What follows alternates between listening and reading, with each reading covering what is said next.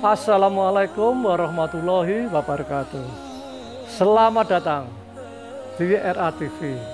Perkenalkan, saya Antono Basuki, founder Rita Allah. Silakan mengikuti channel ini untuk menjawab semua persoalan hidup Anda.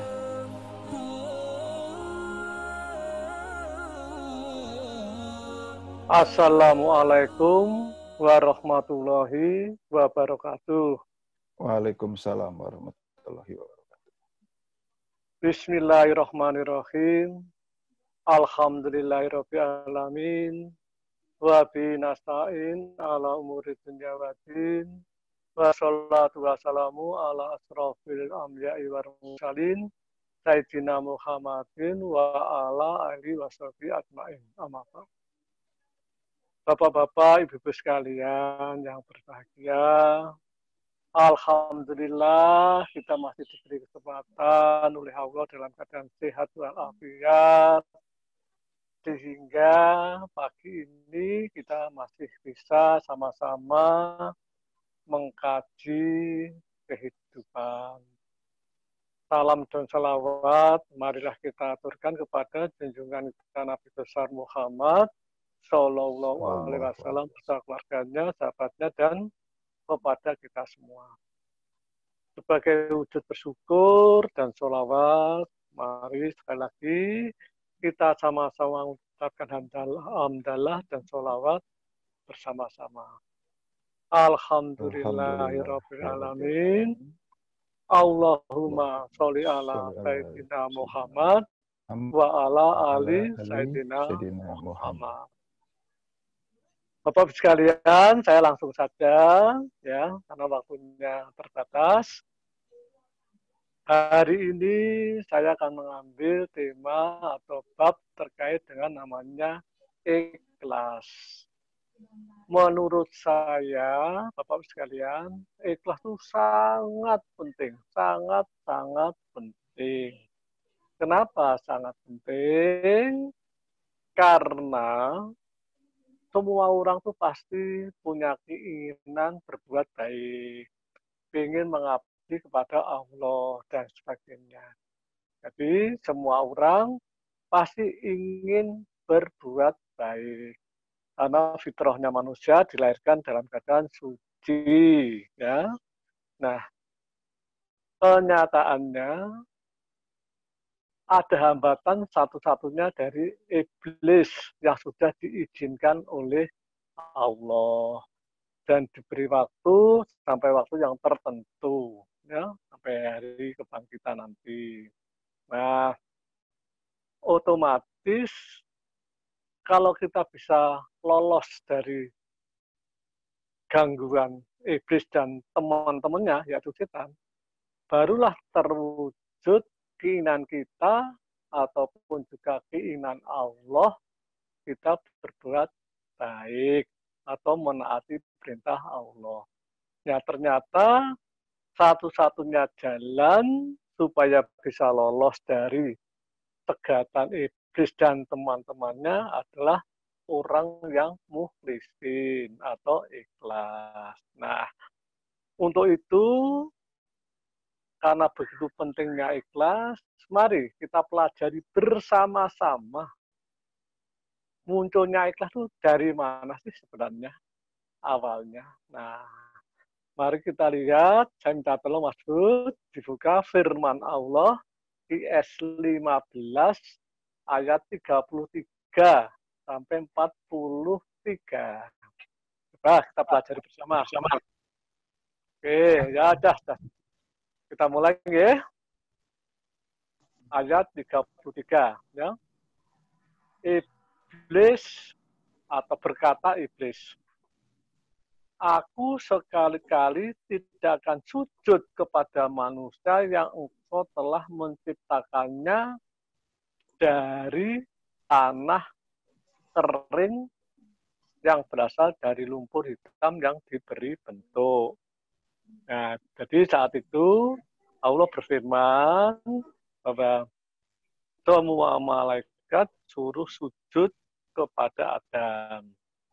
Semua mau kecuali iblis yang tidak mau. Maka iblis berkata alasannya tadi, jawabannya, aku sekali-kali tidak akan sujud kepada manusia, kepada Adam maksudnya, yang kau telah menciptakan dari tanah kering tadi. Alasannya itu. Oke.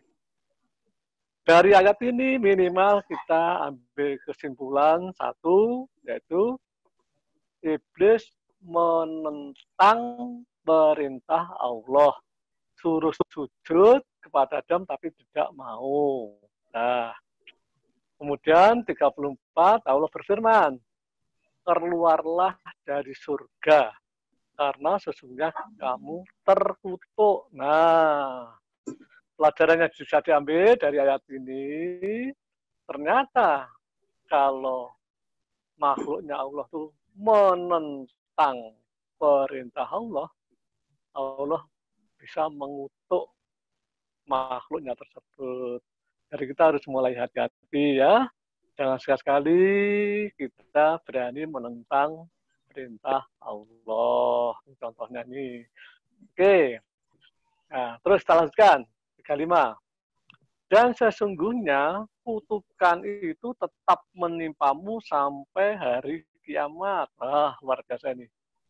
Gara-gara tadi iblis menentang perintah Allah, Allah mengutuk iblis dan kutukan itu berlaku sampai hari kiamat. Berarti kan seumur hidup. Hati-hati ya. Kita ambil pelajaran. Jangan sekali-kali kita menentang Allah. Oke, kita lanjutkan. Oke, selanjutnya iblis berkata, 36. Ya Tuhanku, kalau begitu, maka beri tangguhlah kepadaku sampai hari manusia dibangkitkan. Nah, iblis sambung. Ya, setelah iblis dikutuk sampai hari kiamat, iblis minta waktu kepada Allah untuk menggoda manusia sampai hari dibangkitkan nanti. Ini permintaan iblis. Allah menjawab, Allah berfirman, kalau begitu, maka sesungguhnya kamu termasuk orang-orang yang diberi tangguh sampai hari suatu waktu yang telah ditentukan. Nah, ini Allah mengizinkan iblis minta waktu untuk menggoda manusia. Sampai kapan? S38 sampai waktu yang telah ditentukan. Permintaannya iblis tadi sampai manusia dibangkitkan. Oke. Nah, nih. Terus 39. Ini perhatikan baik-baik. Ini ada muncul mulai kisah ikhlas ini.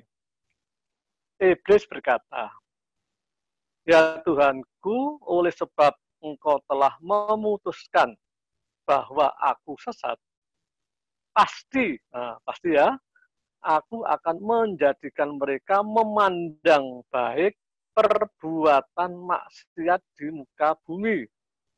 Dan pasti aku akan menyesatkan mereka semuanya. Nih, saya ulang lagi. Ini ada kata-kata yang penting nih.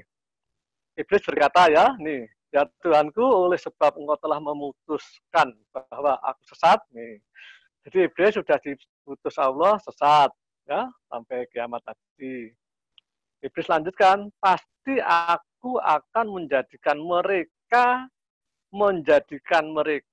berarti mereka itu manusia ya, pasti iblis akan menjadikan manusia memandang baik perbuatan maksiat. Nah, di muka bumi. Jadi, perbuatan yang aslinya maksiat, yang menurut Allah itu tidak baik, akibat ulah si iblis terhadap manusia, manusia bisa memandang baik perbuatan yang Allah tidak senangi, yaitu perbuatan maksiat. Dan pasti aku akan menyesatkan mereka semuanya. Nah, jadi iblis akan menyesatkan kita semuanya. Kecuali, nah ini 40, hamba-hamba engkau yang mukhlis di antara mereka. Ini mukhlis. Jadi semua orang itu akan disesatkan kecuali satu, hanya. Kecuali atau hanya orang yang mukhlis, yaitu orang yang ikhlas. Nah, Allah berfirman, Ini adalah jalan yang lurus. Kewajiban akulah. Ini coba kakak dikit-dikit dikit lah. Mungkin kejadian 41 kamu potong ya, maksud. Kewajiban akulah, mungkin yang menjaganya, saya gitu, coba. Halo Mas Bud. Pak, saya kecilin dulu ya, mungkin karena nggak cukup. Dulu. Layar saya nggak cukup, HP saya.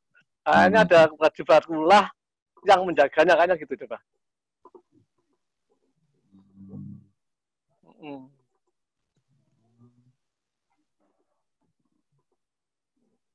Agak kecil. Tak pakai kacamata ada. Atau yang atas saya hapus sebagian. Ya, boleh. Boleh ya. Boleh. Saya mulai dari 39 nggak apa-apa, Bapak? Ya, mulai 39 aja, ya udah, mulai 39 ya. Maaf. Saya besarkan lagi biar terlihat. Ya. Oke, jelas sekarang. Saya ganti warna hijau hitam ya. Ya, udah bagus. Oke, 41 ya. Allah berfirman, ini adalah jalan yang lurus. Kewajiban akulah menjaganya. Coba Mas Bud, ini Mas Bud karena yang nyimpulkan ya. Sepintas Mas Bud sudah paham ya sampai di sini ya? Insya Allah Bapak. Coba saya tanya.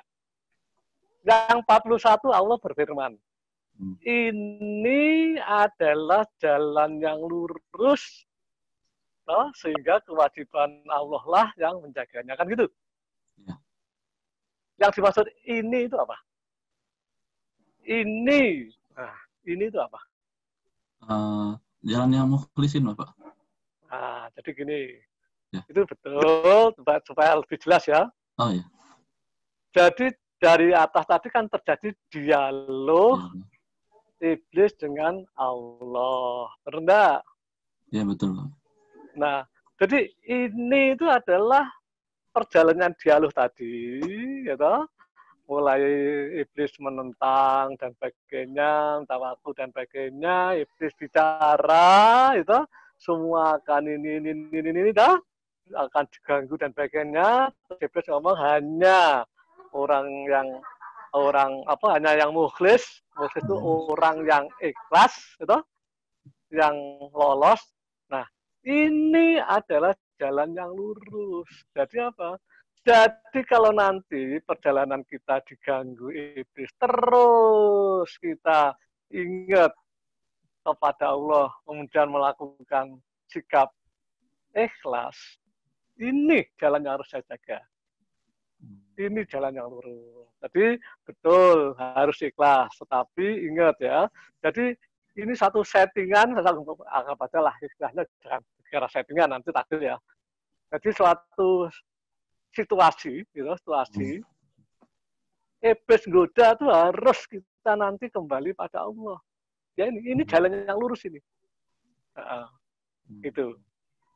Jadi jangan terus diganggu iblis bablas saja. Kita nggak mau kembali pada Allah, nggak mau ikhlas. Itu jalannya jadi salah nanti. Jadi tahu ya maksud ini itu jalur ya. Ini tuh satu perjalanan. Kita perjalanan hidup melakukan perbuatan. Gitu? Yeah. Begitu, ini saya mulai diganggu setan ini. Nah, entah berbuat baik aja, dibuat salah paham dan sebagainya sehingga saya harus kembali nih. Kalau tidak ke Allah, tidak ikhlas, saya tidak di jalan lurus nih. Nah, Allah itu menjaga situasi itu, suatu situasi itu. Oke. Sehingga apa? Ya, berarti ini itu perjalanan kembali kepada Allah, Bapak ya? Iya. Tahu ya? Ya? Ini adalah jalan yang lurus, perjalanan yang lurus. Jadi kalau kita nanti di jalan kok terganggu, yang lurus itu harus kembali pada Allah. Orang yang kembali pada Allah, orang kembali kepada Allah itu disebut mukhlis, benar nggak? Ya, jadi kalau saya tanya Mas Bud, mukhlis itu apa? Nah, kalau buat definisi kira-kira apa? Mukhlis adalah orang yang kembali ke jalan Allah.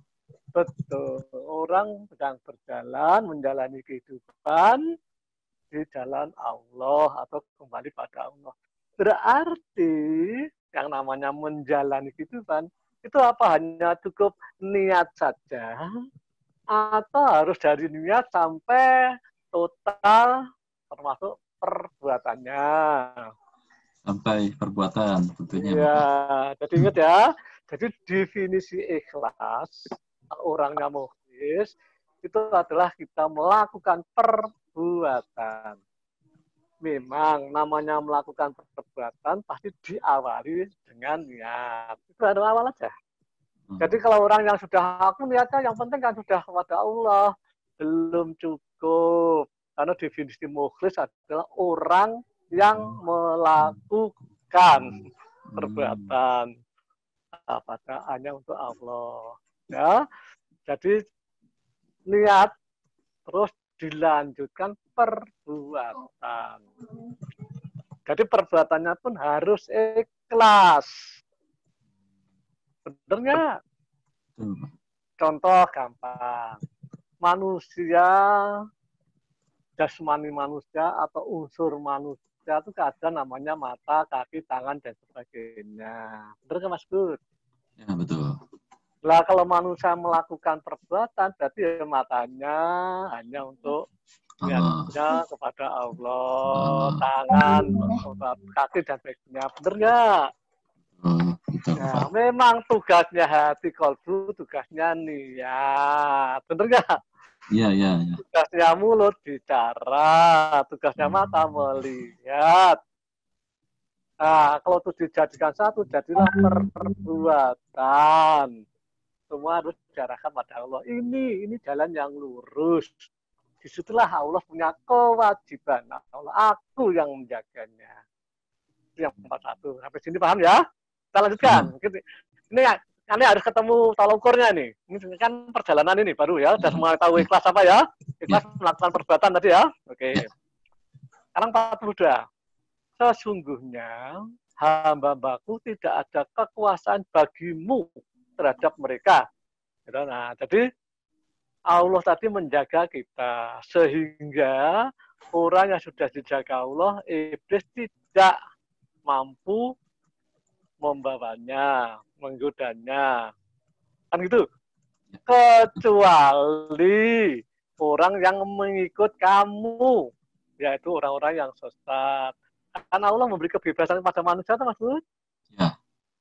Masih ingat kenapa Allah memberi kebebasan pada manusia? Ayo, kenapa? Masih ingat ya? Karena dulu diminta pertanggungjawaban. 100. Ya, memang namanya budiman tuh diam-diam tapi pintar ternyata. Jadi Allah memberi kebebasan karena Allah mau meminta pertanggungjawaban manusia. Maka wajar dong kalau manusia diberi kebebasan mau diminta pertanggungjawaban. Nah, kalau manusia itu menentukan sikap ikut iblis, ya sudah, dia termasuk orang-orang yang sesat. Nah, hadiahnya orang yang sesat ada di 43. Dan sesungguhnya jahanam itu benar-benar tempat yang telah diancamkan kepada mereka pengikut setan semuanya. Jelas sampai di sini? Jelas, Bapak. Insya Allah. Nah, kalau begitu, mari kita analisa. Kalau ukurnya apa? Bahwa kita sudah ikhlas, kan harus tahu. Benar nggak? Iya, iya. Nah, kita urutkan sebentar ya, supaya ketemu tolak ukurnya ya. Baik, Pak. Manusia ingin berbuat baik, itu fitrahnya. Di sini iblis menggoda. Gitu? Godanya tuh simple, iblis godanya simple, gampang. Pokoknya gitu. Di dunia ini perbuatan tuh cukup dibagi dua. Itu atau kegiatan manusia. Yaitu satu kegiatan yang baik, satunya kegiatan maksiat. Kan itu ada? Iya, iya. Yang baik itu sesuai yang Allah inginkan. Yang Allah perintahkan. Itu kegiatan baik. Sepakat nggak? Sepakat. Nah, satunya kegiatan yang kebalikannya. Yang Allah tidak inginkan, yaitu kegiatan maksiat. Tapi itu? Nah, maka iblis gampang. Oke, kalau gitu saya akan membuat yang maksiat itu menjadi baik menurut pandangan manusia. Kan gitu? Ya. Paham ya ini ya? Paham. Nah, oke. Tetapi orang yang ikhlas tadi, iblis tidak bisa mengganggu. Berarti orang yang ikhlas, perbuatan maksiat itu tetap dianggap tidak baik bagi orang yang ikhlas. Benar nggak? Betul. Oke. Karena dia ikhlas, akhirnya dia lolos dari iblis. Karena Allah jaga. Bisa diterima sampai sini? Bisa. Pertanyaan saya. Tadi kan iblis menggoda dengan cara targetnya perbuatan maksiat harus dipandang baik oleh manusia. Kan gitu targetnya? Ya. Oke. Begitu orang itu lolos dari iblis, perbuatan maksiat oleh orang tadi yang lolos, yang ikhlas tadi, dianggap baik atau tidak baik? Tidak baik. Tidak baik. Berarti orang itu yang ikhlas, kira-kira berbuat maksiat atau tidak? Tidak berbuat maksiat, Bapak. Tidak berbuat maksiat. Karena dia tahu perbuatan maksiat tidak baik. Karena dia ikhlas, dijaga Allah, lolos. Berarti perbuatan dia tidak maksiat. Atau perbuatannya menjadi baik. Atau sesuai yang Allah inginkan. Jadi kesimpulannya, tolong ukurnya, orang yang ikhlas itu jika nanti endingnya dia bisa mewujudkan keinginan Allah. Bener nggak? Ya, betul. Itu harus salah ukur itu nanti. Salah ukur. Ini sampai di sini, paham nggak maksud? Paham nggak? Insya Allah, paham Bapak. Ya, coba dibuat kesimpulan supaya baru nanti kita lihat alurnya, baru kita praktek pelaksanaan. Ya, tadi kesimpulannya tadi pentingnya ikhlas agar kita tentu saja tidak diganggu oleh iblis. Pertama, kemudian kita lihat dari definisi Bapak. Definisi itu orang yang ikhlas adalah orang yang perbuatannya dari niat sama perbuatannya dilakukan karena Allah. Kemudian tolok ukurnya orang yang ikhlas adalah dia bisa mewujudkan keinginan Allah, seperti itu Bapak. Ya, bagus, tahu ya. Jadi jangan, kalau sekarang jangan nanya, yang penting niatnya karena Allah, jangan. Itu kurang. Tadi kan orang digoda perbuatannya manusia sampai menganggap maksiat baik, kan itu tadi. Kan perbuatan semua tadi. Perbuatan, bukan hanya niat. Ya. Niat memang bagian dari perbuatan, tempatnya di paling ujung. Tapi belum melakukan perbuatan, benar nggak? Ya. Nah, tapi sudah bagian dari perbuatan, yaitu niat. Ya. Oke. Sekarang karena sudah mulai tahu bahwa nanti endingnya, tolak ukurnya kita harus bisa mewujudkan keinginan Allah atau perintah Allah atau perbuatan baik terus, mari coba kita lihat diagramnya. Kalau dengan diagram nanti lebih jelas, tinggal kita mengurutkan di mana letaknya supaya kita lolos. Jika diagramnya maksud. Lihat Bapak. Oke, bagus. Ya udah, bagus. Kita mulai ya dari biasa. Itu ada keterangan, ada diagram. Judulnya ikhlas. Kita mulai dari A. A adalah Allah memberi masalah kepada manusia.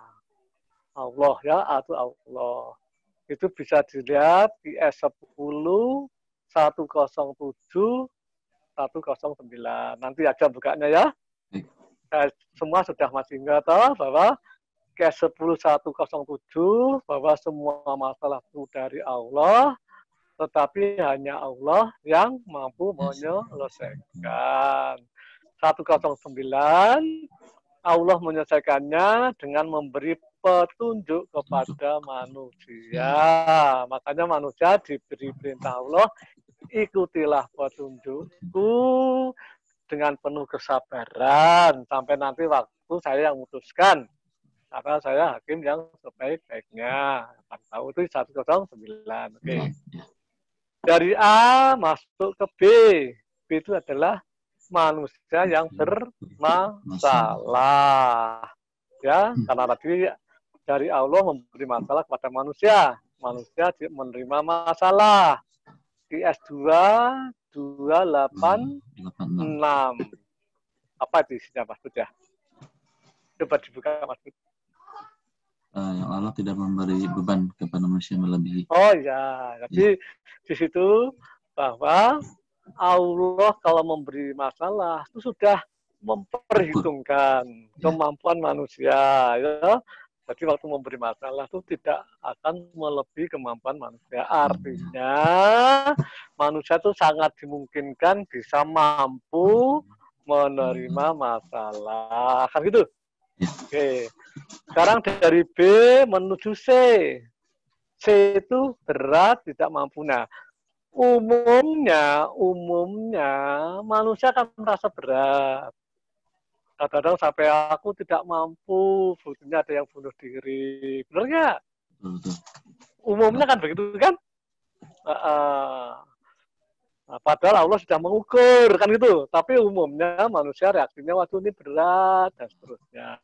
Nah, akibatnya dari C kita langsung menuju ke, ada yang F, ada yang E. Nah, jadi itu menuju D, tapi dia ada garis merah, ada muncul E dan F. Itu kita lihat. Itu apa? Oh, iblis. Oke. E iblis, F-nya setan. Jadi waktu manusia merasa berat, kadang-kadang merasa tidak mampu, dia kan akan berusaha menyelesaikan masalah. Tapi di sini kan iblis mulai nimbrung tadi yang ayat tadi akan merubah pandangan kita perbuatan maksiat menjadi perbuatan yang baik tadi loh. Nah, sekarang gimana nih C nih? Mau kemana nih? Kalau dia tak kasih garis merah itu artinya ini, awas, garis ini penting ini di sini, dicegat kita sama iblis dan temennya, yaitu setan grupnya. Kalau kita mengikuti E, nggak mengikuti setan, iblis ya, itu iblis ya, mengikuti iblis, panahnya balik lagi ke atas, akan semakin rasa berat, semakin pusing, bener nggak? Tapi panahnya ke atas lagi tuh. Kalau kita ngikuti setan, sama.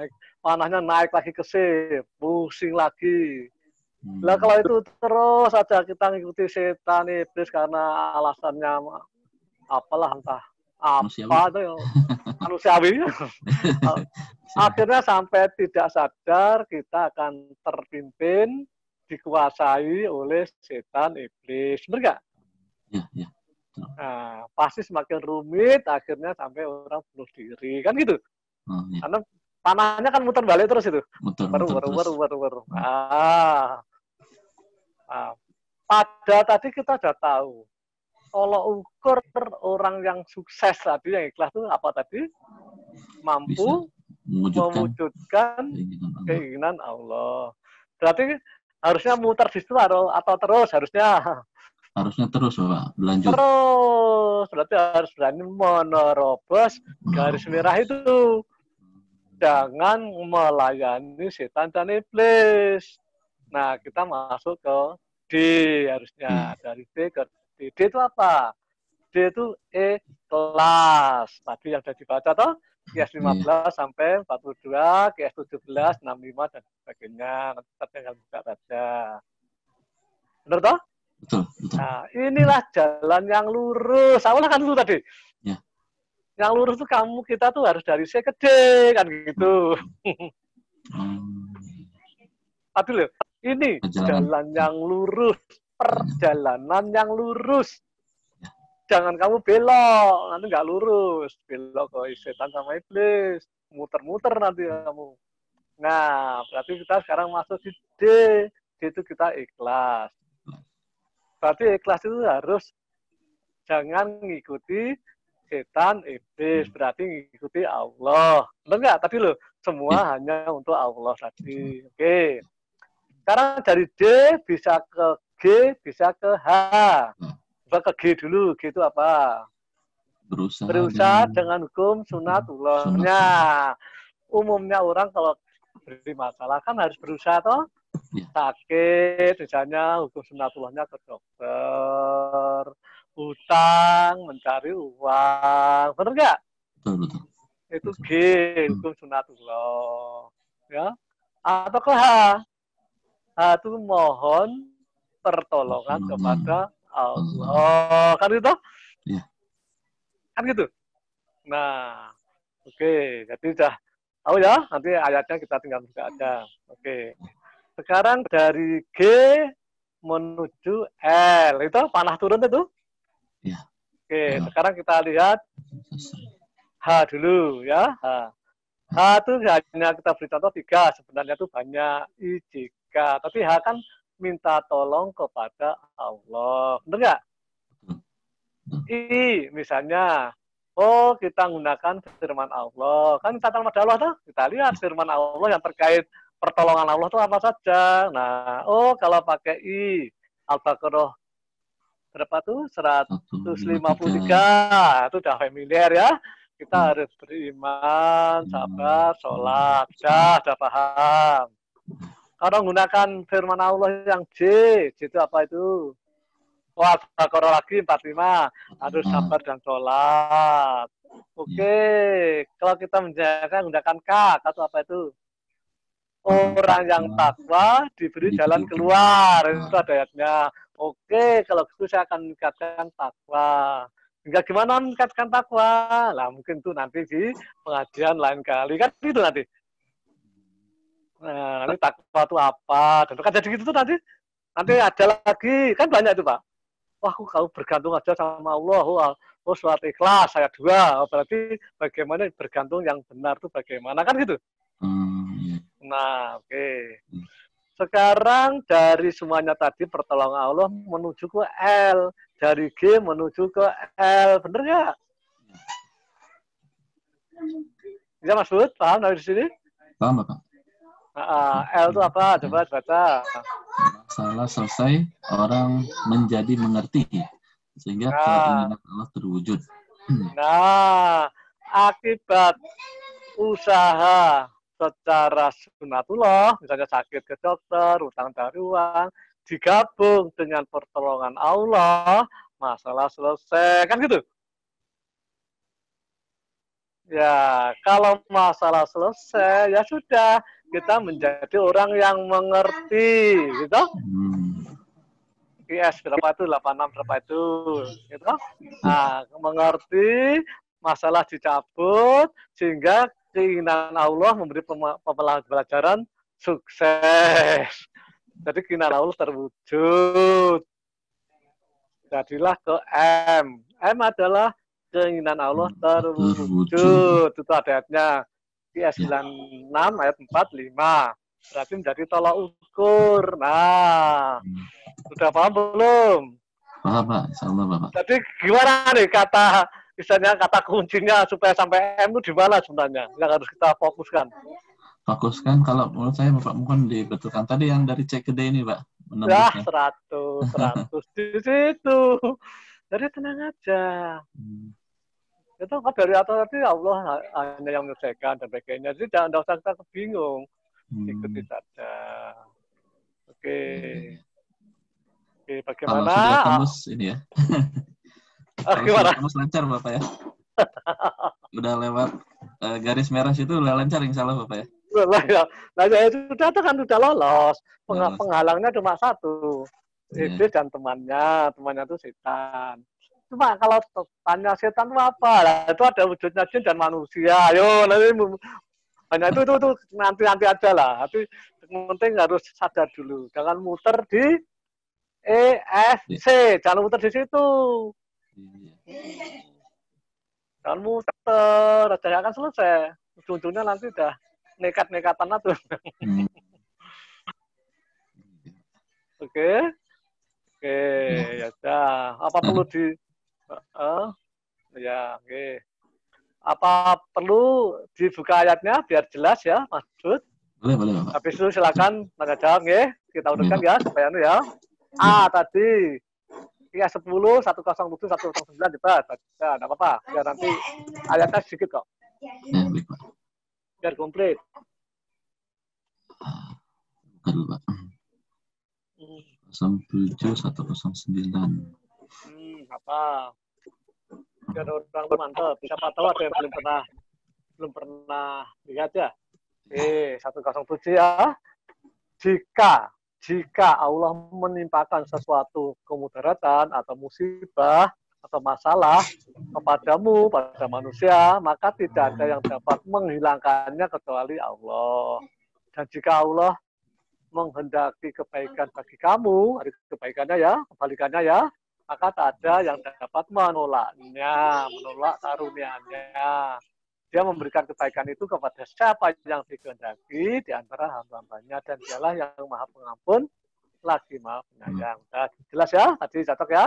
Jadi Allah yang memberi masalah. Kan itu tadi? Dengan pesan sponsor, aku loh yang dapat menyelesaikan, kamu tidak bisa menyelesaikan. Tetapi berusahalah untuk sukses, toh?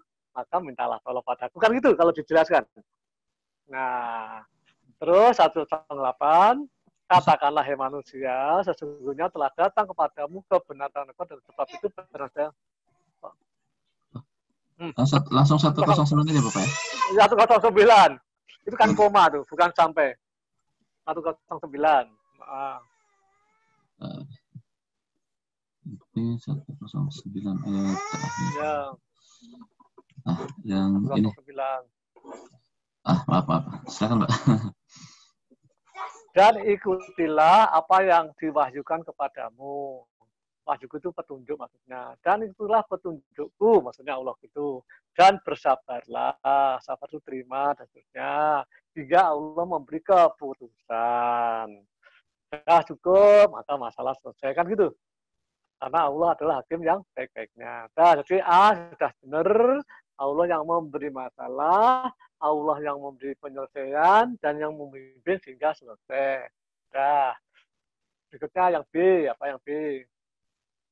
Ayatnya apa ya ayatnya?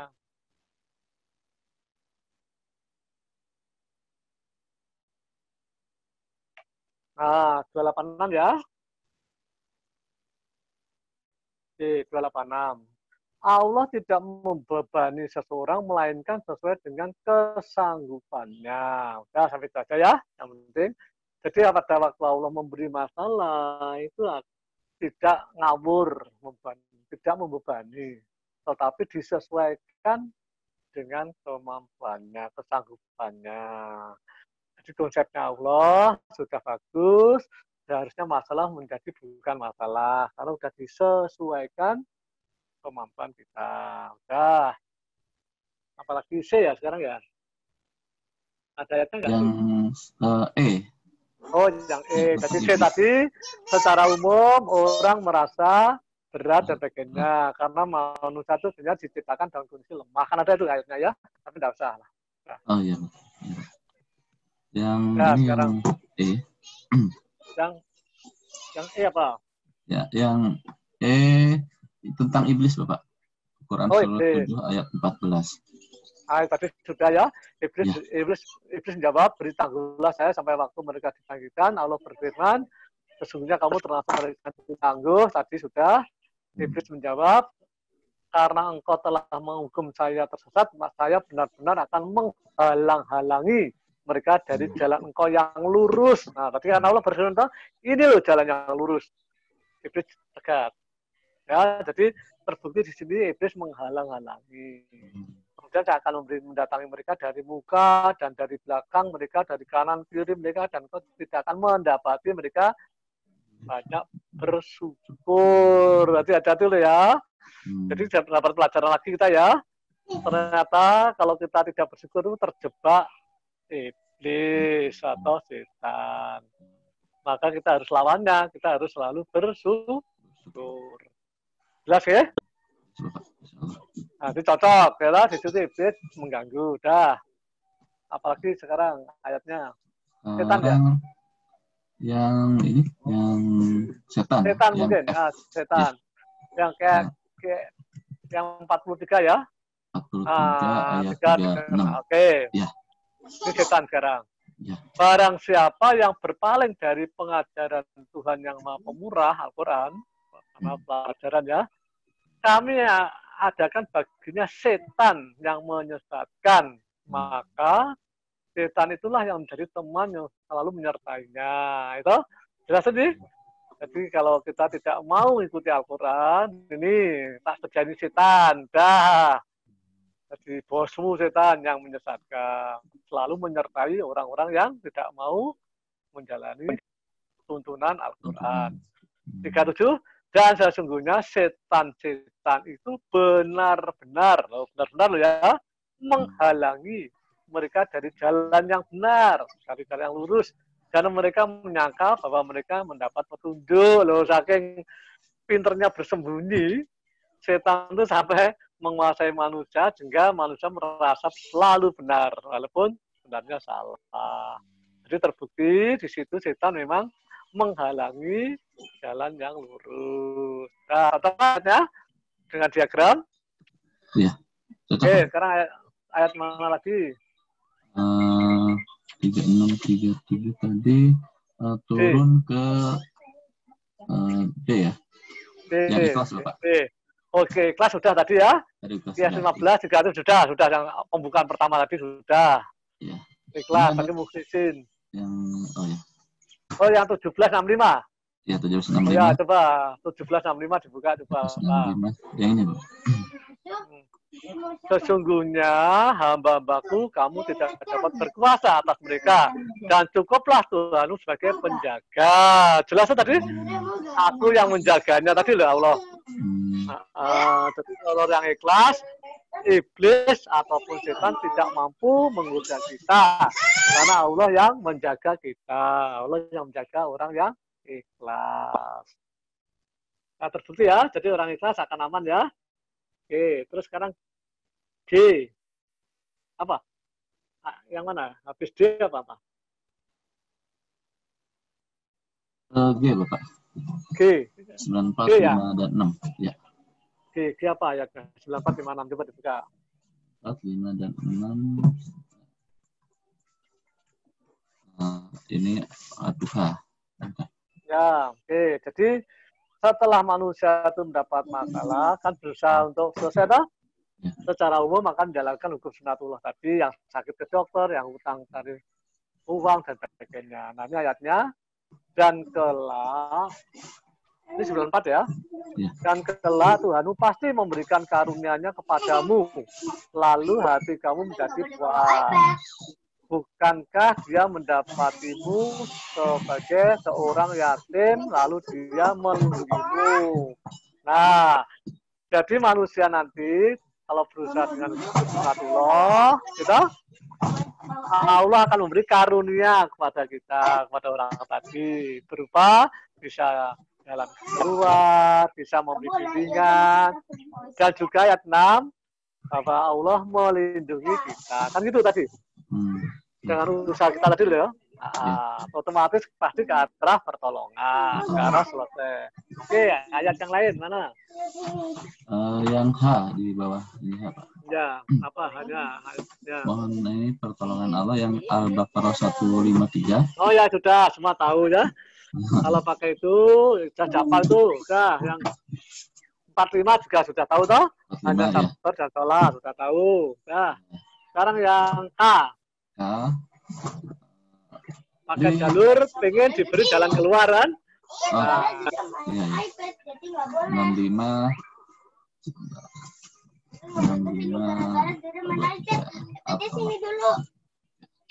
ayat 2 dan 3.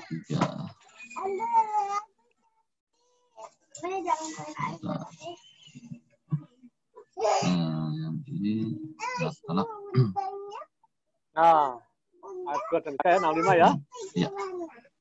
Apabila mereka telah mendekati akhir iddahnya, maka rujukilah mereka dengan baik dan lepaskanlah mereka dengan baik dan persaksikanlah dengan 2 orang saksi yang adil di antara kamu dan hendaklah kamu tegakkan itu karena Allah. demikian diberi pengajaran. Dengan itu orang-orang yang beriman kepada Allah dan hari akhirat. Nih, barang siapa bertakwa kepada Allah, niscaya dia akan mengadakan baginya jalan keluar. Jadi orang yang bermasalah tadi kalau ingin dapatkan jalan keluarnya, solusinya, maka kita harus menjadi orang yang bertakwa. Kan itu maksudnya. Nah, kalau pakai ayat, oh aku pengen dapat jalan keluar. Pakai ayat ini, kita harus meningkatkan takwa kita. Jangan bertanya, ini takwa itu apa ya? Nanti silakan Al-Baqarah ayat 2 sampai berapa itu. Yang ketiga, dan memberinya rezeki dari arah yang tiada disangka-sangkanya. Dan barang siapa yang bertawakal kepada Allah, niscaya Allah akan mencukupkan keperluannya. Sesungguhnya Allah melaksanakan urusan yang dikehendakinya. Sesungguhnya Allah telah mengadakan ketentuan bagi tiap-tiap sesuatu. Setiap sesuatu ada ketentuannya. Di antaranya tadi Allah memberi jalan keluar bagi orang yang takwa, bisa memberi rezeki yang tidak disangka-sangka, dan Allah mencukupkan keperluan kita. Kan selesai masalahnya. Rezeki itu kan macam-macam, tidak hanya harta. Gitu? Selesai masalah pun juga rezeki itu. Rezeki, ya betul. Nah, ayat apa yang lain lagi sekarang? Sudah tinggal 2 ayat paling. Kemudian ini Quran 10.109 di kolom L. Nah, sudah tahu toh? 109 tadi Allah memberi petunjuk untuk menyelesaikan masalah. Berarti Allah masalah akan selesai kan? Ya. Nah, satu ayat lagi apa? Yang M, keinginan Allah terwujud. Ya, ayatnya berapa? Ya, Quran surat 9645 dan 45. Allah yang mengajar manusia dengan perantaraan kalam, atau pakai sarana atau kejadian atau masalah sebagai kalamnya. Dia mengajar kepada manusia apa yang tidak diketahuinya. Nah, berarti kalau nanti kita sudah menjadi tahu, Allah tidak akan memberi pelajaran. Artinya sarananya diambil. Gitu? Berarti kalau sarananya diambil, orang itu sudah tahu pengetahuan apa yang Allah inginkan berikan. Jadi menjadi orang tahu berarti keinginan Allah terwujud. Jadi apa? Allah menginginkan kita mendapatkan pelajaran dari Allah. Enggak? Baik, Pak. Nah, ya, jadi kesimpulannya, orang yang ikhlas adalah yang mau menjaga, menjalani jalan yang lurus, memperberatkan kembali hanya kepada Allah tadi. Ya, nah akibatnya Allah menjaga sehingga kita bisa mewujudkan keinginan Allah, yaitu mewujudkan perintah Allah, berbuat baik dan sebagainya. Itu tolong ukur. Jadi jangan bersenang hati, baru niatnya karena Allah aku sudah ikhlas. Belum melakukan perbuatan. Melakukan perbuatan aja belum tentu terwujud keinginan Allah. Nah, jelas ya? Nah, udah, silakan. Kalau mau ada pertanyaan, monggo. Mas Budi tidak usah nyimpulkan, Mas Budi kan sudah jelas, tinggal nanti ditulis saja. Baik, Bapak. Silakan, dibuka. Ada pertanyaan, monggo. Mudah-mudahan ada yang bertanya ya. Kalau di chat belum ada, mungkin nanti kalau biasanya setelah kita umumkan nanti baru pada muncul ya, Bapak. Ya, silakan. Sesi tanya jawab udah mulai bisa dibuka, Bapak ya. Buka, silakan. Ya, silakan Pak Teddy, mungkin bisa dibantu diumumkan ke jamaah. Untuk bapak-bapak, ibu-ibu yang ingin bertanya, silahkan bertanya langsung, raise hand, atau misalnya di chat dibuka, nanti kita bacakan atau bisa bicara langsung. Mungkin Pak Teddy bisa melanjutkan. Baik, Bapak Ibu peserta kajian pada pagi hari ini, silakan jika ada yang ingin bertanya bisa melalui chat atau raise hand, angkat tangannya, nanti kita akan buka mic-nya. Oke, mungkin kita buka mic-nya Ibu Dewi. Bisa langsung tekan ya, Bu Dewi. Silakan. Ketuk sisi sebelah kiri, ada warna merahnya, dihilangkan, Bu. Nanti suara Ibu keluar, jadi langsung di-unmute. Silakan, Bu Dewi. Ibu Dewi, ya tadi ada yang ingin bertanya, silakan di-unmute, Bu. Langsung bertanya kepada Pak Guru.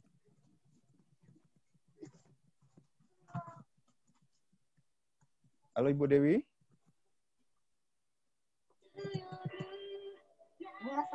sebentar Pak, ini saya bantu unmute. Coba saya juga coba bantu unmute. Ya, karena nggak on mute sendiri. Nah, sudah. Ibu Dewi? Ya, oh ya. Silakan Ibu. Terima kasih. Terima kasih atas waktunya. Assalamualaikum Pak Guru. Waalaikumsalam. Ya, mohon maaf nih Pak, saya mau tanya. Tadi kan pada saat orang mengalami kemudian mengalami masalah, kemudian mereka atau orang tersebut harus melewati antara E dan F, maka dia nanti akan pada posisi D atau posisi ikhlas. Nah, pada posisi ikhlas ini, seseorang itu harus melakukan antara G dan H keduanya, atau hanya misalnya nih Pak, saya hanya melakukan secara H di sini adalah dengan menuju pertolongan Allah. Nah itu apakah nanti saya bisa mencapai ke tolak ukur saya supaya bisa mewujudkan keinginan Allah, atau saya harus kedua-duanya. Jadi antara saya melakukan sunatullah, cara dengan sunatullah, dan saya juga meminta pertolongan Allah. Nah setelah itu apakah juga harus dibarengi dengan saya ini nanti berpasrah setelah saya melakukan antara tadi sunatullah dengan pertolongan Allah, atau hanya saya cukup dengan pertolongan Allah saja, kemudian saya berpasrah atau tawakal supaya saya bisa mewujudkan keinginan Allah. Begitu Pak Guru. Matur nuwun. Ya, jadi gini ya. Waalaikumsalam. Ini untuk semuanya ya. Jadi ini memang diagram itu terpaksa saya buat sederhana gitu. Tapi sebenarnya ya tidak sesederhana itu. Kenapa? Karena walaupun tadi kita sudah melewati, pengertian melewati setan dan iblis, itu masuk di kelas itu pun kan setan dan iblis tidak berhenti menggoda kita. Karena memang kita belum sampai adalah M, tolak ukur mewujudkan. Nah, mungkin dia berhenti. Nah, mestinya itu ada diagram lagi, ya iblis mempengaruhi. Tapi kan rumit kalau tak buat seperti itu. Nah, maka saya buat dengan pengertian, kalau sudah melewati, dijaga loh ya, jalan yang lurus ini. Terus concernnya kepada Allah. Tadi kan gitu, pengertiannya itu ya, supaya ini saya paham dulu ya. Kalau enggak dikira begitu sudah lewat, bebas. Iblis sudah tidak bisa. Loh, dia memang saat kita situ tidak bisa. Tapi kan dia menerabel terus. Dia minta waktu sampai hari kebangkitan kan? Kan tidak mungkin melepas. Jadi ingat ya, tetap setan iblis selalu menggoda, tetapi juga kita harus selalu di jalan yang benar kepada Allah. Sampai di sini paham dulu ya? Oke. Saya lanjutkan ya. Nah, untuk mewujudkan katakanlah kita bebas dari masalah, kan Allah juga berfirman, Allah merubah nasib kita, satu berdasarkan prasangka praduga kita, yaitu keyakinan kita kepada Allah, juga berdasarkan usaha kita. Kan gitu Bu? Kan ada ayatnya itu. Iya. Dalam usaha itulah umumnya orang pasti melalui hukum sunatullah tadi. Oh kalau sakit ke dokter dan sebagainya. Oke. Tetapi semua kejadian itu nantinya harus atas izin Allah. Benar nggak? Nah, berarti ya, pasti harus ada usaha khusus kepada Allah. Usaha khusus kepada Allah apa? Minta pertolongan Allah. Kan gitu. Sehingga Allah dilibatkan di dalam kegiatan kita. Kan gitu, Pak?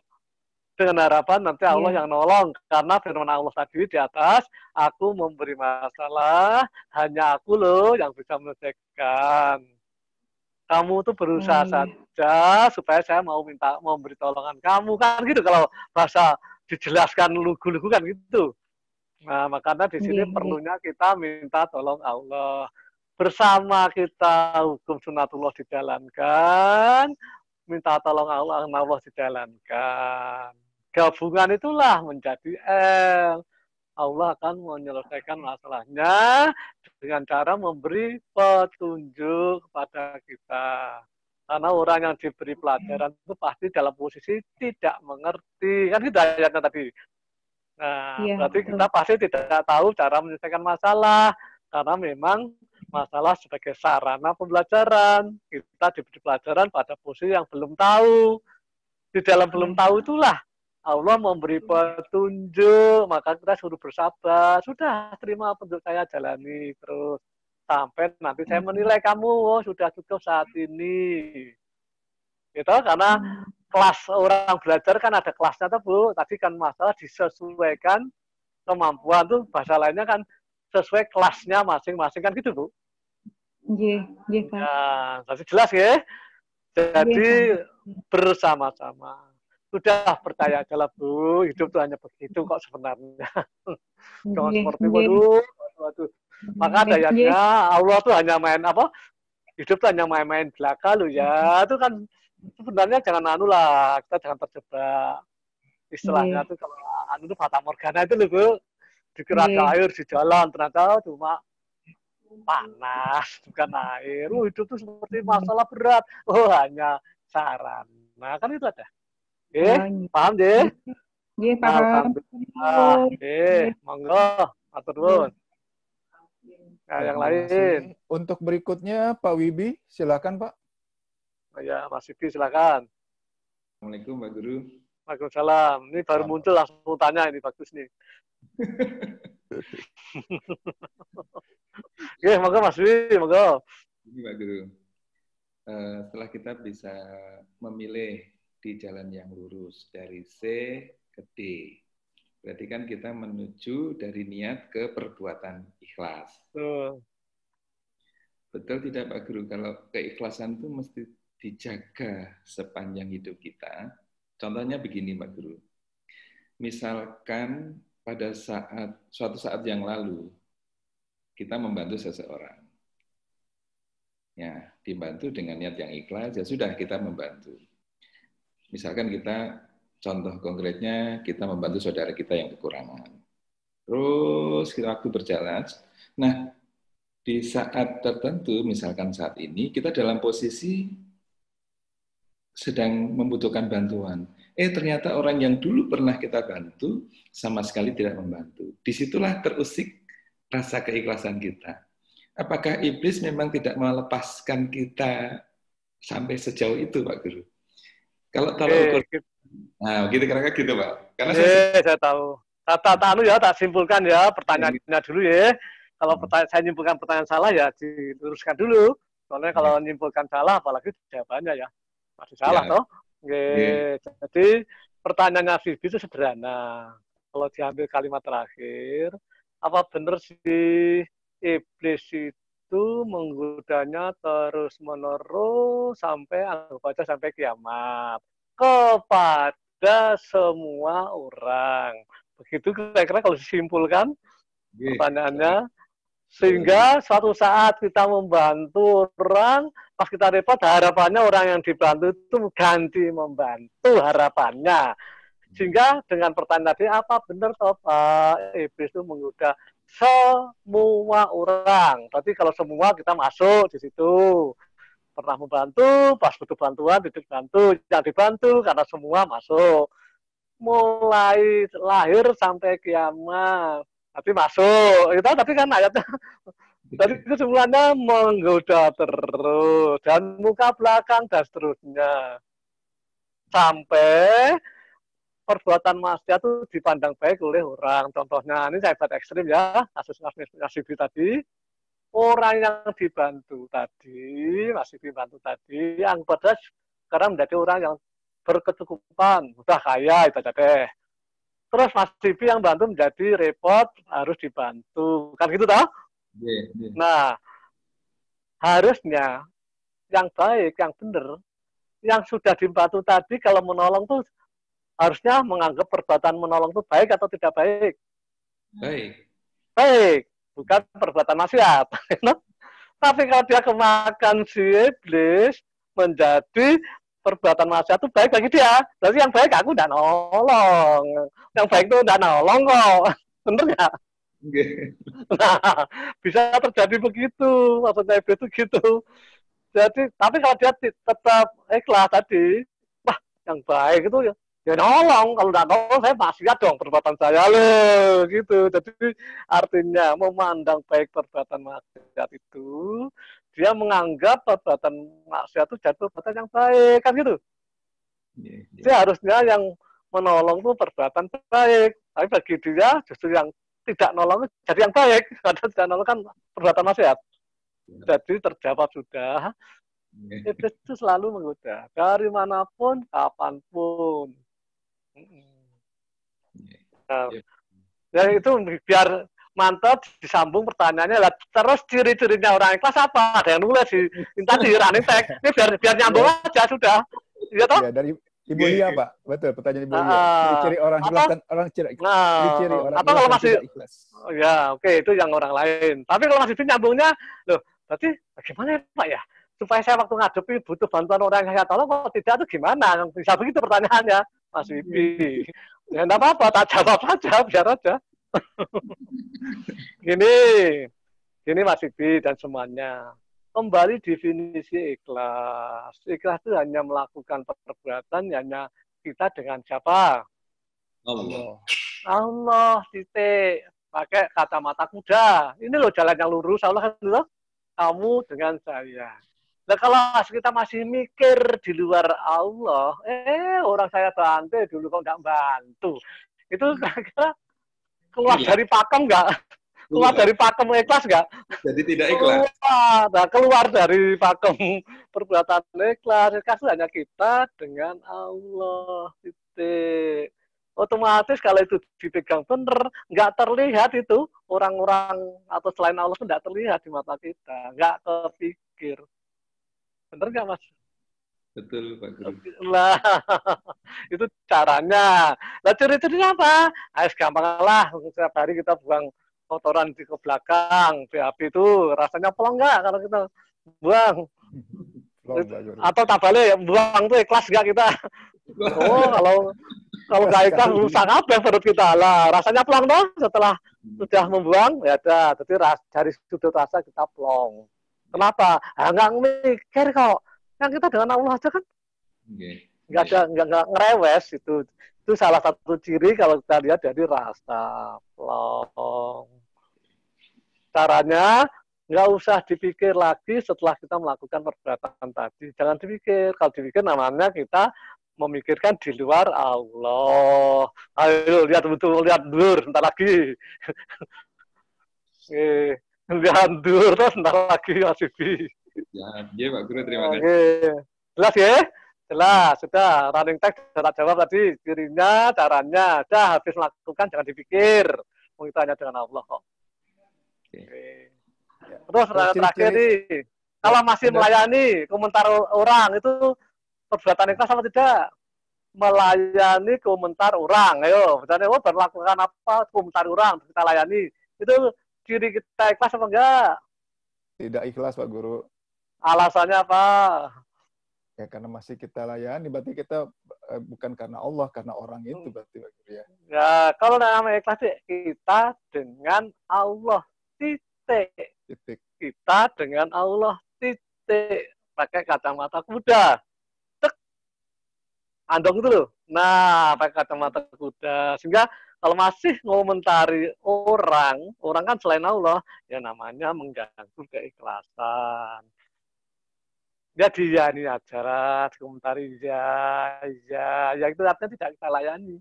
Itulah manfaat ilmu sabar. Maka sabar itu pahalanya tidak terbatas. Karena selalu menjaga hubungan kita dengan Allah tidak putus. Maka setiap perbuatan menjadi pahala karena lolos dari iblis. Karena dengan Allahnya tidak putus. Jelas sekarang? Kenapa selalu suruh bersabar dan sebagainya. Oke. Ada lagi Pak Teddy yang tanya? Ada Pak. Untuk berikutnya Pak Yoyo, silahkan Pak Yoyo. Di-unmute sendiri ya. Ditekan warna merah ini, tombol merahnya.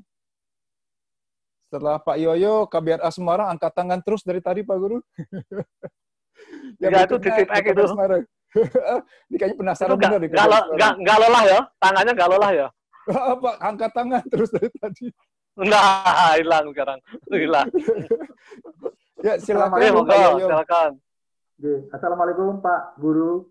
Waalaikumsalam. Ya, Bismillah Pak Yo. Nggih. Maturun Pak, ini bisa bergabung, alhamdulillah, untuk mengaji tentang ikhlas. Pertama-tama saya ucapkan mohon maaf lahir batin Pak, saya kemarin belum sempat. Sama-sama. Nggih, sama-sama. Ya, saya maafkan ya Pak Yo. Saya juga minta maaf ya Pak Yo. Nggih, saya juga minta maaf ya, jenengan. Oke. Untuk Pak Tidi dan untuk semua jamaah juga saya mohon maaf lahir batin Pak. Ya, monggo. Saya ingin make sure aja, memastikan supaya saya tidak lebih yakin lagi. Karena tadi seperti Bapak dari jelasin, waktu Bapak pertama kali menjelaskan, ikhlas itu dalam benak saya, pokoknya ikhlas, ikhlas, dan ikhlas. Ikhlas menurut saya tidak terpaksa. Waktu saya pertama kali ini. Tapi setelah coba saya merenungi, memahami penjelasan Bapak, ujungnya muklis itu adalah mampu mewujudkan perbuatan baik. Artinya yang diinginkan Allah. Seperti itu ya mungkin yang saya tangkap. Saya mohon. Ya. Betul. Insya Allah betul. Ya, jadi inti mungkin saya mohon dikoreksi kalau saya keliru menyimpulkan. Jadi kalau seseorang itu udah lakunya baik, tidak maksiat, itulah muklis ya Pak ya. Ya, karena apa? Karena definisi kata iblis tadi yang disetujui oleh Allah, orang yang muklis itu lolos dari godaan iblis, kan gitu. Hanya tadi. Kalau lolos, pasti perbuatannya jadi baik dong. Wong iblis itu menyegat supaya orang tidak berbuat baik. Nah, tadi kalau kenapa? Pasti dia bisa mewujudkan perbuatan baik atau mewujudkan keinginan Allah atau perintah Allah. Kalau mewujudkan perintah Allah, pasti dari niat pun harus sudah ingin menjalankan perintah Allah, kan gitu. Ya. Oke, jelas ya? Matur nuwun. Monggo sami-sami. Waalaikumsalam. Ya, untuk berikutnya dari KBRA Semarang yang dari tadi sudah berkali-kali angkat tangan. Silakan di-unmute. Assalamualaikum Pak Guru. Waalaikumsalam. Oh, Mas Radit. Lagi di jalan, Pak. Iya, kelihatan itu. Tapi berhenti tadi itu. Iya, berhenti, Pak. Mau makan. Mau tanya Pak Guru, jadi gini, selama ini kan kita mungkin banyak di masyarakat itu menyalahartikan makna ikhlas. Artinya selama ini orang ikhlas maksudnya biarin aja, terima saja. Ternyata kan lebih dalam sesuai penjelasan Pak Guru tadi. Nah, tapi semakin ke dalam ini, semakin saya merasakan apakah maksudnya berarti ikhlas ini adalah kunci segala, bukan kunci ibadah, tapi kunci bagaimana kita menempatkan diri secara tepat di hadapan Allah. Dan yang seperti kemarin Pak Guru sampaikan itu, bahwa hidup itu hanya private berdua sama Allah, apa kuncinya ikhlas, Pak Guru? Ya. Jadi ikhlas itu kan intinya, kita, nanti ada ayat yang lain, ikhlas adalah jalan yang lurus menuju saya, gitu, menuju Allah. Nanti ada ayat yang lain, yang intinya orang yang ikhlas itu berjalan di jalan yang benar dan menuju kepada saya, kepada Allah. Gitu. Jadi ya itu, karena hidup itu kan Allah yang menciptakan manusia dan Allah yang berkeinginan kita hanya mengabdi pada Allah, kan hanya itu. Berarti kita ya selama ini harusnya selalu kepada Allah harusnya. Nah, supaya ke sana ya satu-satunya lolos dari iblis, kan itu. Iblis dan temannya. Berarti harus menjadi orang yang ikhlas, kan gitu. Jadi saya betul, Mas Raden menyimpulkan sudah benar. Sudahlah, mari kita fokus melakukan perbuatan, fokusnya kepada Allah. Kepada Allah sesuai Al-Fatihah di jalan yang lurus, endingnya pasti bahagia, kan gitu. Tidak tersesat, tidak dimurkai, kan gitu. Jadi tidak usah terlalu dibuat rumit gitu loh. Itu jangan dibuat rumit. Ya memang realita saat ini menghadapi masalah. Ya memang masalah seperti Allah itu sudah terukur kok. Jadi oleh karena itu mari kita berani melangkah. Mohon maaf nih ya, mohon maaf nih hati-hati ya kata-kata saya nih ya. Coba Mas Radit ya, partner saya ya. Ya, Pak Guru. Yang memberi masalah siapa? Mas Radit kepada manusia? Allah. Allah ya? Ya, Pak. Allah sudah mengukur kemampuan manusia atau tidak? Sudah diukur, Pak. Mengukur di sini artinya melebihi kemampuan manusia atau tidak melebihi kemampuan manusia bebannya? Tidak melebihi kemampuan manusia. Tidak melebihi. Berarti keinginan Allah tuh agar kita mampu menyelesaikan atau menerima masalah atau tidak mampu, yang mana? Yang mampu. Mampu. Kalau mampu itu berarti pasti kita hadapi atau tidak kita hadapi? Pasti kita hadapi, Pak. Kita simpulkan dulu ya. Ya, Pasti kita hadapi dan insya Allah kita mampu. Karena dari awal Allah yang memberi, Allah yang mengukur. Benar nggak? Ya. Nah, kalau gitu, boleh nggak kita simpulkan gini aja, biar gampang. Ya, insya Allah saya bisa mampu kok. Kalau sekarang saya sangat berat, saya akan belajar sama Allah. Allah nolongnya gimana ya? Kira-kira ke saya. Gitu bisa nggak disimpulkan gitu? Bisa, Pak. Bisa, nah, Pak. Mulai sekarang hidup pun ya Mbok begitu saja. Jalani masalah yang sudah dihadapi dengan pengertian di dalamnya. Sambil menjalani saya ingin tahu. Bagaimana ya Allah nolong saya. Karena Allah pasti sudah ngukur, pasti terwujud dong.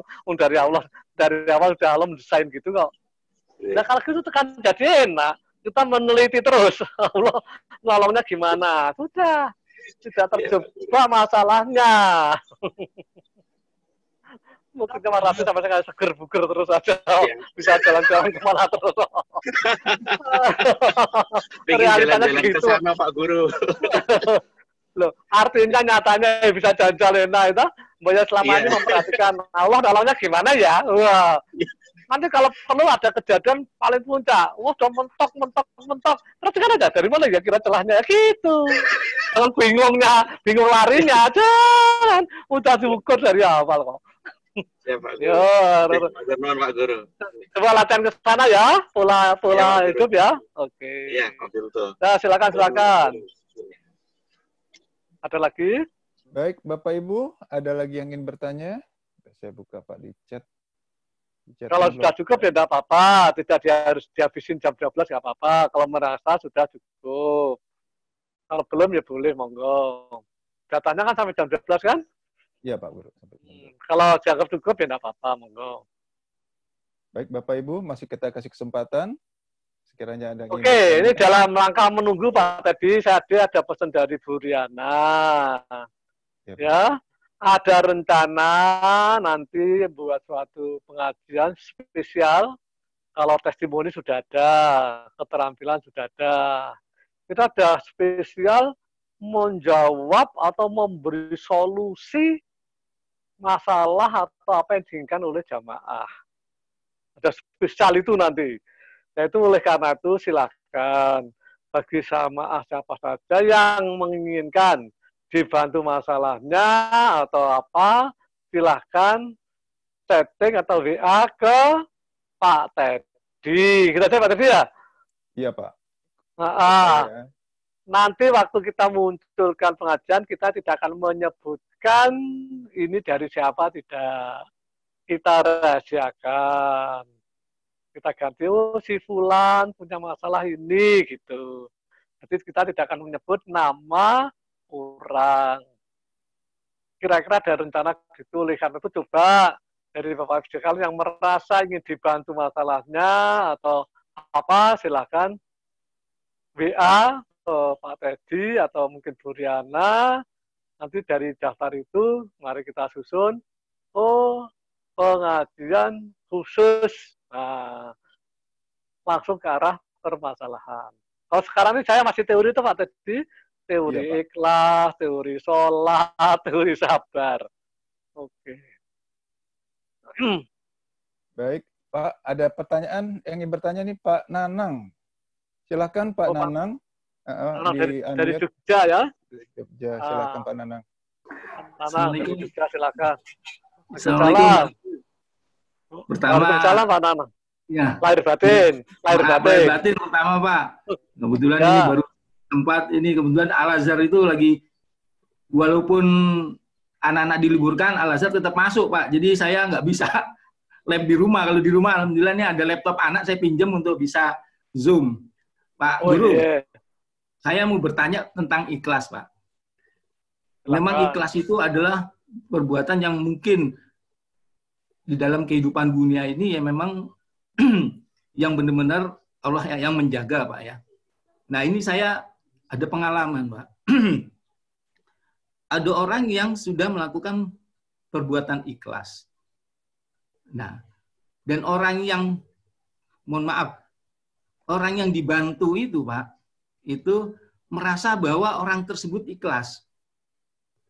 Orang yang dibantu itu. Jadi saya seandainya berbuat ada orang yang berbuat baik terhadap saya, ini seandainya dicontohkan saya. Nah, orang itu terus ternyata dia ikhlas benar, Pak. Nah, saya tidak menyadari kalau orang itu sudah berbuat ikhlas terhadap saya. Nah, ternyata dalam kehidupan saya, kok hidup saya selalu ada masalah. Apakah ada kaitannya, Pak, dengan orang yang berbuat ikhlas itu terhadap hukuman terhadap saya karena orang itu benar-benar ikhlas terhadap yang dia lakukan? Karena Allah yang menjaga. Seperti itu, Pak. Nah, apakah setelah saya nanti menyadari, mungkin saya telah berbuat salah terhadap orang tersebut, tapi untuk memohon maaf terhadap orang tersebut, apakah harus terhadap orangnya, atau cukup minta kepada Allah bahwa saya telah berbuat salah, ya Allah, terhadap orang tersebut. Seandainya orang tersebut tidak pernah berjumpa lagi dengan kita, itu gimana, Pak, kriteria supaya bisa kita dimaafkan atas perbuatan kita terhadap orang yang sudah berbuat ikhlas? Karena memang orang yang berbuat ikhlas itu kan Allah yang jaga. Itu yang sangat berat sekali terhadap orang-orang yang sudah melakukan kesalahan terhadap orang yang berbuat ikhlas itu, Pak. Itu gimana caranya, Pak? Biar supaya kehidupan orang, contohnya saya, biar supaya orang yang ikhlas tersebut itu bisa memaafkan saya, walaupun tidak bertemu langsung. Apakah cukup kepada Allah ataukah harus bagaimana, Pak? Begitu, Pak. Ya udah, gini ya, saya menyimpulkan pertanyaan dulu ya. Jadi Pak Nanang tuh bertanya, betul? Memang betul, Pak, sesuai ayatnya, orang yang ikhlas waktu menjalani ikhlas itu akan dijaga oleh Allah. Jadi orang yang menjalani ikhlas. Ya, jadi kalau Pak Nanang tadi merasa ditolong orang yang ikhlas, yang dijaga Allah kan orang yang membantu Pak Nanang. Bukan betul. Pak Nanangnya loh ya? Iya, betul, Pak. Oke. Nah, tapi setelah itu, Pak Nanang melakukan kesalahan. Artinya, harusnya membuat balasan yang baik pada orang yang ikhlas. Tetapi tidak lakukan. Baca deh gambarnya. Ya, sehingga betul, bingung. Waduh, bagaimana nasibku ini? Waduh, orang tadi kan dijaga Allah. Kalau saat melakukan ikhlas, gitu. Ingat ya? Dijaga Allah saat melakukan ikhlas. Kalau orang tadi setelah ikhlas Pak Nanang kemudian melakukan tidak ikhlas lagi, ya tidak dijaga. Kan gitu dah logikanya. Ya, saya tahu dulu nih. Iya, ya, betul. Bukan dijaga terus, kecuali dia terus ikhlas. Kecuali dia terus ikhlas, itu dijaga terus. Oke. Ya. Nah, sekarang bagaimana bagi Pak Nanang supaya hidupnya enak, menyadari aku salah terhadap orang yang ikhlas tadi. Padahal mungkin tidak ketemu. Udah, anggap saja orangnya sudah mati, sudah deh. Namanya sudah ketemu, anggap saja. Nah, ya, betul, Pak. Tapi secara hukum umum dulu, karena Allah berfirman, aku akan memaafkan kamu jika kamu dimaafkan oleh orang itu. Kan gitu toh? Ada ayatnya toh? Iya, betul, Pak. Kan kita biasanya mohon ampun sama Allah karena buat kesalahan kepada orang. Gitu? Iya, betul, Pak. Allah berfirman, aku akan memaafkan kamu jika kamu minta maaf dimaafkan oleh orang itu. Kan gitu? Benar nggak? Betul, Pak. Betul. Pernah dengar nggak ayat itu? Benar, Pak. Ada. Halo, Pak Nanang? Pernah, Pak. Pernah dengar, Pak. Tes. Ini kok Pak Nanang, halo? Iya, Pak. Benar. Yes, Pak. Benar. Secara umum gitu. Jadi, tetapi ya kalau memang orang itu sudah Halo,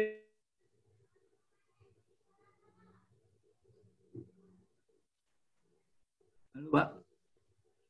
Halo. Sepertinya ada gangguan di internetnya Pak Guru. Kita tunggu sebentar. Halo.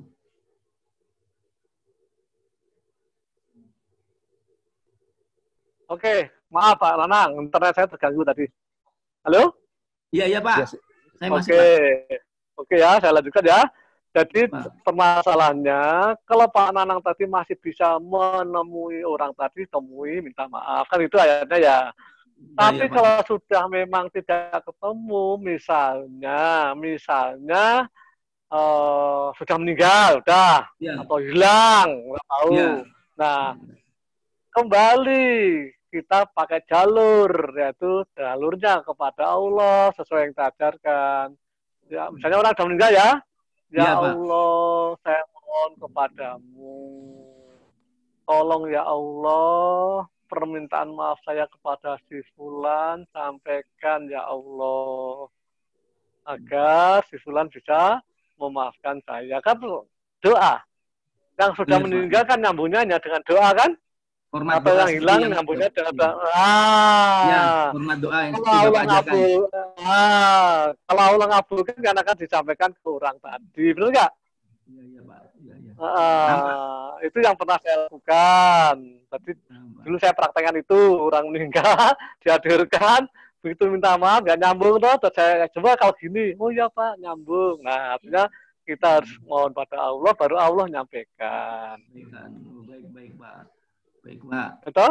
Nah, kalau sudah gitu, Pak Nanang mohon maaf sama Allah, menampun kan gampang, mohon disampaikan aja Allah kabulkan, apalagi hanya untuk Allah aja kan langsung, oh iya Nanang tak maafkan, kan jadi gitu tuh kira-kira logikanya. Ya paham Pak, betul Pak. Paham ya? Ya paham Pak. Oke, terima kasih. Ayo Pak Nanang, secara resmi Pak Nanang saya maafkan dosa-dosa Pak Nanang ke saya. Dan sekaligus saya ridho Pak Nanang menjadi jamaah Ridhaullah atau menjadi murid saya. Saya pun minta maaf ke Pak Nanang atas semua kesalahan saya. Sekaligus istri saya. Apa Pak Nanang memaafkan? Saya maafkan Pak, sama-sama Pak. Sah ya? Pak. Itu dulu ya. Assalamualaikum. Waalaikumsalam. Baik, Bapak Ibu. Sekiranya masih ada yang ingin bertanya, masih ada kesempatan lagi kami berikan. Baik, Pak. Sambil menunggu, tadi ada pertanyaan berapa nomor telepon saya atau Ibu Riana sudah ada di room chat ya. Nanti juga insya Allah kita akan buatkan flyer atau leafletnya khusus untuk program mengenai problem kehidupan. Dan insya Allah juga kerahasiaan Bapak Ibu akan kami jaga sehingga sekiranya yang tidak berkenan namanya dicantumkan, kita tidak akan cantumkan namanya. Baik, Bapak Ibu masih ada yang ingin bertanya? Kayaknya kalau sudah habis, ada yang pamit mau dulu. Oh, masih ada? Ada Pak dari Pak Eko ini. Oh ya silakan. Kan dia banyak yang pamit dulu ya sih. Tidak apa-apa, kalau masih ada silakan. Ayo. Ada ya, dari Pak Eko Sutrisno. Assalamualaikum Pak Guru. Mohon izin bertanya, mengharap surga, apakah juga masih ikhlas Pak Guru? Mohon penjelasannya. Pokoknya segala perbuatan itu definisi ikhlas itu kan apa? Kita murni apa yang akan semata menjalankan perintah Allah. Salah satu perintah Allah adalah bersalah agar nanti kamu masuk surga. Ada nggak perintah Allah gitu? Ada Pak Guru. Nah sudah, berarti menjalankan perintah Allah salah satunya itu. Kan gitu? Ya. Memang saya tahu maksudnya Pak Eko. Ikhlas itu pasti bertingkat-tingkat sesuai kelasnya masing-masing. Pada kelas tertentu terkait surga begini, pada kelas tertentu saya ikutkan. Tapi perintah untuk masuk surga kan ada tuh? Perintah supaya tidak masuk neraka juga ada kan? Nah, kalau menjalankan perintah Allah kan sah-sah saja. Jadi menurut saya, Pak Eko, kalau mengharapkan surga ya masih ikhlas. Karena itu salah satu wujud perintah Allah.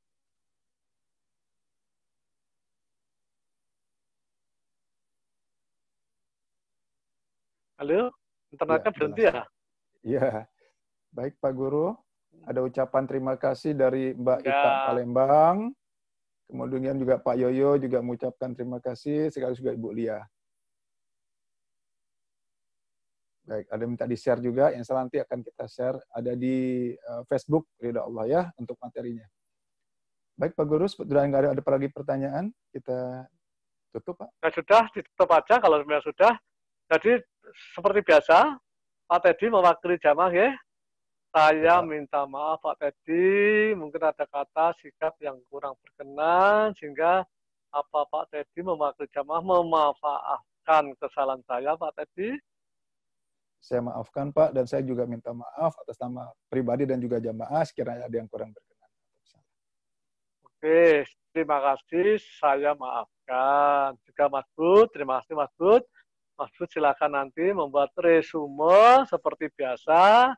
Nanti saya koreksi kalau ada salahnya, kalau enggak langsung di-share ke yang lain. Terima kasih. Assalamualaikum warahmatullahi wabarakatuh. Waalaikumsalam warahmatullahi wabarakatuh. Bapak Ibu, sebagai penutup untuk kajian pada siang hari ini, mari kita kembali bacakan Fadilah Fatihah.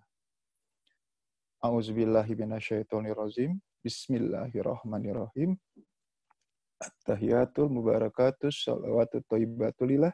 Assalamu alayka hayuhan nabiyyu wa rahmatullahi wabarakatuh. Assalamu alayna wa ala ibadillah is-solihin. Asyhadu an la ilaha illallah wa asyhadu anna Muhammadar Rasulullah. Allahumma sholli ala Sayyidina Muhammad wa ala ali Sayyidina Muhammad.